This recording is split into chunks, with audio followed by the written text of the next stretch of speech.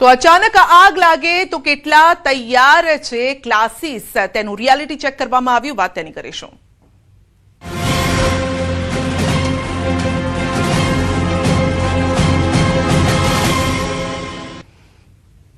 રાજકોટમાં ન્યૂઝ 18 ગુજરાતીની ટીમ પહોંચી ક્લાસીસમાં અને રિયાલિટી ચેક કર્યું। ક્લાસીસની બહાર ફાયરના સાધનો તૂટેલી હાલતમાં જોવા મળ્યા। આગ બુઝાવવા માટેની પાણીની પાઇપલાઇન પણ તૂટેલી હતી। અન્ય ક્લાસીસની બહાર પણ ફાયર સુવિધાનો અભાવ હતો। દુર્ઘટના સર્જાય તો ફાયર એક્ઝિટનો પણ અભાવ છે। રાજકોટમાં ન્યૂઝ 18ની ટીમ દ્વારા વિવિધ ટ્યુશન ક્લાસીસમાં રિયાલિટી ચેક કરવામાં આવતા ચોંકાવનારા દ્રશ્યો સામે આવ્યા। શહેરના બેકબોન વિસ્તારમાં ક્લાસીસ બહાર ફાયરના સાધનો તૂટેલી હાલતમાં હતા। ત્રીજા માળે ચાલતી આ ક્લાસીસમાં જો કોઈ દુર્ઘટના સર્જાય તો જવાબદાર કોણ, આ એક મોટો સવાલ છે।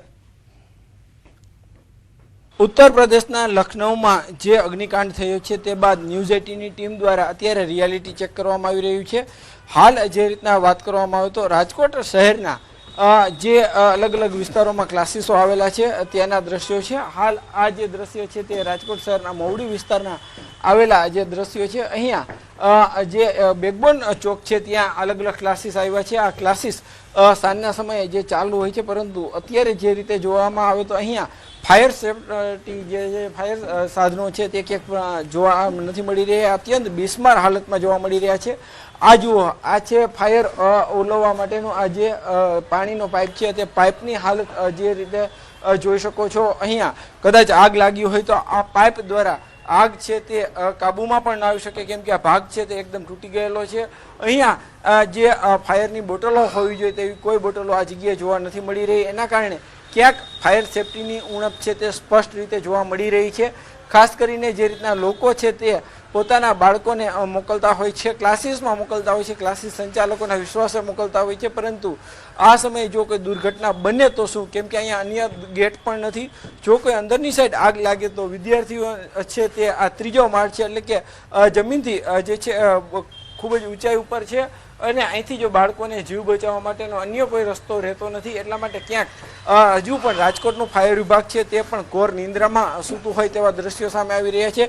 ખાસ કરીને રાજકોટમાં જ્યારે ટીઆરપી અગ્નિકાંડની ઘટના બની હતી ત્યારબાદ તંત્ર જે તે સમયે સફાળું જાગ્યું હતું અને તાત્કાલિક નોટિસો આપી હતી, પરંતુ આ ઘટના જાણે રાજકોટનું જે ફાયર વિભાગ છે તે ભૂલી ગયું હોય તેવા દ્રશ્યો પણ અત્યારે સામે આવી રહ્યા છે। હાર્દિક જોશી, ન્યૂઝ 18 ગુજરાતી, રાજકોટ। તો લખનૌમાં કોચિંગ સેન્ટરમાં આગ લાગ્યા બાદ ન્યૂઝ 18 ગુજરાતીએ વડોદરામાં રિયાલિટી ચેક કર્યું। ન્યૂઝ 18 સયાજીગંજ વિસ્તારમાં આવેલ મુક્તિધામ કોમ્પ્લેક્સમાં પહોંચ્યો। અહીં ડેરી ડેન્સ સર્કલ પાસે આવેલા કોમ્પ્લેક્સમાં જોખમી રીતે 2 કોચિંગ ક્લાસ ચાલે છે।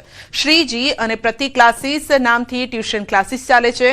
રિયાલિટી ચેકમાં અમને જાણવા મળ્યું કે કોમ્પ્લેક્સમાં એન્ટ્રી અને એક્ઝિટનો એક જ રસ્તો છે, તો ફાયરની સિસ્ટમ પણ કાર્યરત નથી। બિલ્ડિંગમાં વાયરિંગ પણ છૂટા જોવા મળ્યા।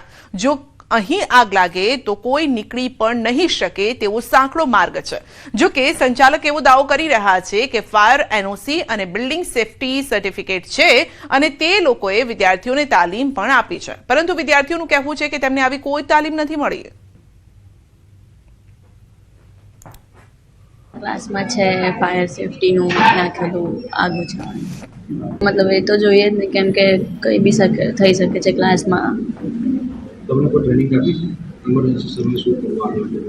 હા, એટલે કીધું છે કે આવી રીતે નાખેલું છે, આવી રીતે થઈ શકે છે। ના, એવી તો કોઈ ટ્રેનિંગ નથી આપી। હા, ત્યારે તો એન્ટ્રી અને એક્ઝિટનો એક જ છે, એટલે ઇમરજન્સી એક્ઝિટનો પોઈન્ટ નથી, એટલે કોઈ ચાન્સ પછી ના રહે।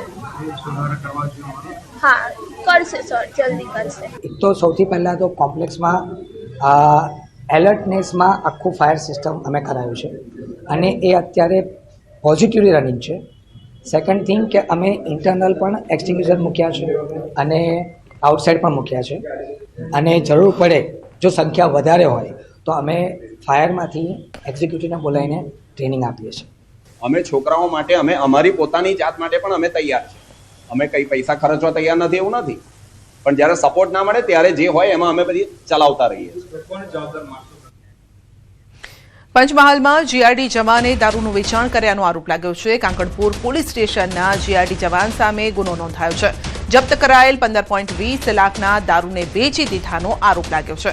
પોતાના હોદ્દાનો દુરુપયોગ કરી દારૂ વેચી દીધો. જપ્ત કરેલ દારૂ બુટલેગરને વેચાણ કર્યાનો આરોપ છે. જીઆરડી જવાન નરેન્દ્ર બારિયા અને બુટલેગર સામે ગુનો નોંધાયો છે. તો ગુનામાં ઉપયોગમાં લેવાયેલી ઇકો કાર પણ કબજે કરાઈ છે. 4 જીઆરડી જવાન અને 1 બુટલેગરની ધરપકડ કરાઈ છે. વધુ અપડેટ મેળવીશું સંવાદદાતા રાજેશ પાસેથી. જી રાજેશ, જીઆરડી જવાન દારૂ વેચતો હતો તેવો આરોપ. ચોક્કસ કાકણપુર પોલીસ પથકનો બનાવ છે અને આ બનાવમાં સમગ્ર હકીકત સામે આવતા પોલીસ પણ ચોંકી ઉઠી હતી. રાત્રિ દરમિયાન જે નાઇટ પેટ્રોલિંગ કરવા સાથે સાથે જે ગાર્ડની ડ્યુટી કરતા હતા, જે જીઆરડી જવાન દ્વારા જે દારૂ છે સમયાંતરે દૂર કરવામાં આવ્યો હતો અને દૂર કરી અને ત્યાંથી બુટલેગરને આપવામાં આવ્યો અને બુટલેગર દ્વારા દારૂ વેચી દેવામાં આવ્યો હતો. જે અંગેની પોલીસ દ્વારા તપાસ કરવામાં આવતા અન્ય 3 જીઆરડી જવાન મળીને કુલ 4 જીઆરડી જવાનનો સંડોવણી બહાર આવી છે. સાથે જ બુટલેગરની પણ સંડોવણી બહાર આવતા પોલીસ દ્વારા 5 આરોપીઓની ધરપકડ કરવામાં આવી છે. સાથે જ જે દારૂની હેરાફેરીમાં ઉપયોગમાં લેવાઈ હતી તે ઇકોને પણ કબજે લઈ હાલ પોલીસ દ્વારા તમામ જે આરોપીઓ છે તેઓને જ્યુડિશિયલ કસ્ટડીમાં ખસેડવામાં આવ્યો છે. જી આપનો આભાર.